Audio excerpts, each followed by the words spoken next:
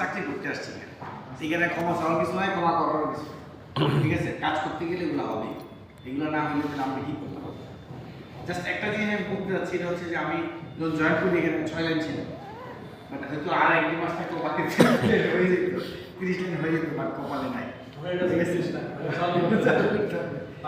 আর মজার একটা ব্যাপার হচ্ছে আমি জয়েন করার পর পরের দিনই চিন্তা করছিলাম চলে যাবো, পরের দিনই চিন্তা করছি, বাট যাওয়া হয় নাই। যে আমাদের যে গ্রুপের সিও স্যার আছে, হ্যাঁ, রিপন স্যার তো অনেকেই চিনে, শুধুমাত্র ওনার কারণে যাওয়া হয়। কারণ আমি যখন প্রথম আসছি, আমি যেই পরিবেশ থেকে আসছি এই পরিবেশে ছিল, কারণ আমার একটা হেল্পার টেবিল দেওয়া হয়েছিল, একটা অপার চেয়ার দেওয়া হয়েছিল বসার, আর ফিনিশিং স্ট্যাম্প পাঠান যে করে ওই গ্রিলের লোকটা, হ্যাঁ ওইখানে বসতে চাইছিল। আসলে এই ধরনের পরিবেশে আমি কোনো কাজ করি নাই। স্যারে আমার একটা জিনিস বলছিল, চলে যাওয়া একেবারে সহজ, বাট এইটা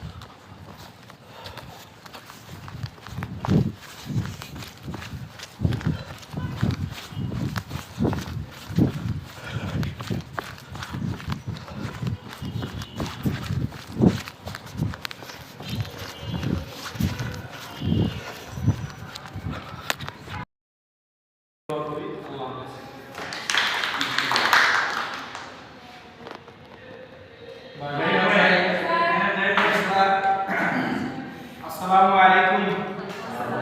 আজকে আমাদের এই মধ্যমণি জনাব মোহাম্মদ বিজ্ঞানী এর শুভ জন্মদিন উপলক্ষে আমরা সবাই এখানে দিতে পারছি। এজন্য আমরা সকলেই বলে আলহামদুলিল্লাহ। আলহামদুলিল্লাহ। আজকে এখানে আয়োজন এবং আমরা সবাই কলিগদের সঙ্গে সম্মিলিত হয়ে এই প্রচেষ্টার আমরা সারা বছর ধরে রাখতে পারি। এজন্য ইরানির যেমন উন্নয়ন এবং সফলতা সবকিছু দেখে জন্য ভবিষ্যৎ তার উন্নয়নের ছোঁয়া লাগে ব্যক্ত করে ইনশাআল্লাহ আমার সংগ্রাম